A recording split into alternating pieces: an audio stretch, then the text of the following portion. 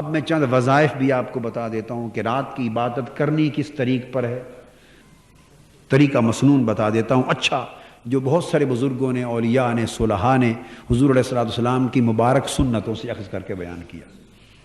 ایک تو اس رات کے معمولات میں آپ یہ رکھیے گا کہ قرآن مجید کی تلاوت کریں۔ جب آپ سب لوگ جمع ہو جائیں ابتدائی وقت اس پر صرف کروائیں، یہ منتظمین کی ذمہ داری۔ اور سورہ یاسین کی کم سے کم 3 مرتبہ تلاوت ہو۔ اس کے بعد سورہ دخان، یہ جو میں نے ابھی تلاوت کی پہلی آیت ہے یہ سورہ دخان کی، اس میں اس شب برات لیلہ مبارکہ کا ذکر ہے۔ میں نے پہلی 8 آیتیں تلاوت کی، پہلی آیتیں تلاوت کی، تو بہتر ہے کہ کم سے کم 3 بار اس سورہ دخان کی تلاوت کی جائے، سورہ یاسین کی اور پھر سورہ دخان کی 3 بار تلاوت کی جائے۔ اور بزرگوں میں سے بعضوں نے یہ بھی فرمایا کہ اگر پوری سورت کوئی تلاوت نہ کر سکے تو اس کی یہ پہلی 8 آیتیں کم سے کم 30 بار ان کی تلاوت کی جائے۔ یہ جو 8 آیتیں میں نے پڑھی الاولین تک، حامیم سے لے کر الاولین تک 8 آیتیں 30 بار ان کی تلاوت کر لی جائے یا پوری سورت 3 بار پڑھ لی جائے۔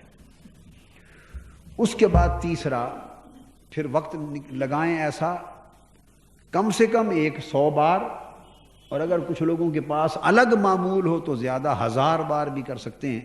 دعائے حضرت یونس علیہ السلام اس رات کے لیے بڑی مجرب ہے، لا الہ الا انت سبحانک انی کنت من الظالمین، لا الہ الا انت سبحانک انی کنت من الظالمین۔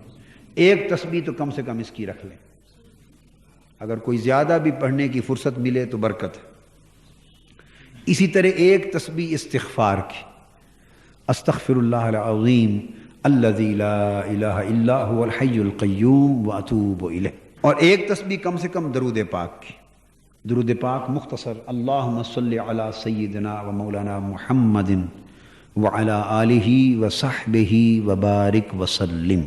اور اس کے بعد اس رات ضرور کرائیں صلاۃ التسبیح، جیسے لیلۃ القدر میں ہم 27ویں کی رات کراتے ہیں، تو یہاں پھر پہلے ان اوراد اور وظائف کا وقت ملے، پھر صلاۃ التسبیح ہو، صلاۃ التسبیح۔ صلاۃ التسبیح کے ساتھ کچھ وقت مزید نوافل کا الگ بھی دے دیا جائے۔ 4 نفل تو صلاۃ التسبیح میں ہو جائیں گے، 8 نفل اور پڑھ لیں، چلو قیام اللیل کے ضمن میں بھی شامل ہو جائیں، جیسے تہجد کے لیے قیام اللیل کے لیے 8 نوافل سنت ہے تو وہ بھی موقع الگ دے دیں، تو کم سے کم 8 نوافل اور پڑھ لیے جائیں قیام اللیل کی نیت سے، جو تہجد کی نماز کا بدل بنے۔ جو پچھلی رات تھوڑی دیر سو کر اٹھ کے پڑھ سکیں تو 8 نفل اس وقت پڑھ لیں، اور جو ساری رات جاگیں تو وہ رات میں نصف شب بھی پڑھ لیں، اور اس کے بعد پھر حلقہ ذکر کریں کچھ دیر، اس کے بعد حلقہ ذکر کریں، حضور علیہ السلام کی نعت شریف کی محفل بھی کریں، اور آخر پہ حلقہ ذکر کریں۔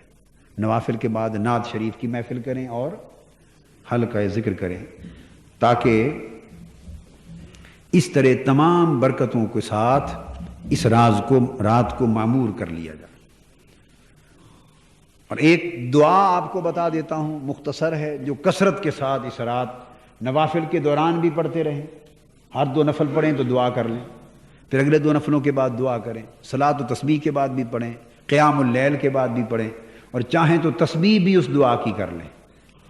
وہ دعا حضور صلی اللہ علیہ وسلم نے ام المومنین حضرت عائشہ صدیقہ رضی اللہ تعالیٰ عنہا کو تلقین فرمائی تھی لیلۃ القدر کے لیے، اور بزرگوں نے چونکہ بڑی لیلۃ القدر کی خاص دعا ہے تو لیلۃ الشعبان کے لیے بھی اس کو مقرر کیا، جس میں فرمایا اللہم انک عفو کریم تحب العفو فاعف عنی۔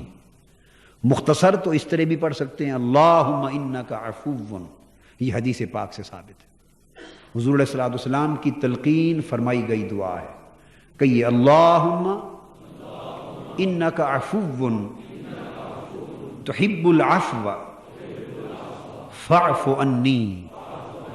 اور جو احباب پوری یاد کر سکیں بے شک لکھ لیں، لکھ کے بہتر ہے آپ چھاپ دیں، تو وہ اس کے بعد یہ بھی کہہ سکتے ہیں فاعف عنی کے بعد اللہم انی اسألک العفو والعافیہ والمعافات الدائمہ فی الدین والدنیا والآخرہ.